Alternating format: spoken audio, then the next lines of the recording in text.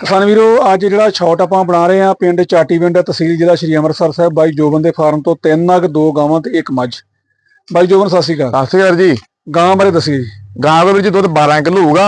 25000 ਦੀ ਆਪਾਂ ਗਾਂ ਦੇ ਦੇਣੀ ਵੀਰ ਜੀ। ਇਹ ਸੂਆ ਕਿੰਨਾ ਜੀ? ਸੂਆ ਦੂਸਰਾ ਹੈ ਵਸ਼ੀ ਮਗਰ ਜੋੜੀ। ਵਸ਼ੀ ਮਗਰ ਰੇਟ ਦਾ ਹੋਊਗਾ ਜੀ 25000 ਰੁਪਏ। ਹਾਂਜੀ ਆ ਝੋਟੀ ਆਪਾਂ ਦੇ ਦੇਣੀ ਆ 65000 ਦੀ। ਦੁੱਧ 10 ਕਿਲੋ ਹੋਊਗਾ। 65000 ਰੁਪਏ ਰੇਟ, ਦੁੱਧ 10 ਕਿਲੋ, ਸੂਆ ਦੂਜਾ, ਚਾਰ ਇੱਕ ਦੀ ਮੈਂ ਸੂਈ ਜੇ।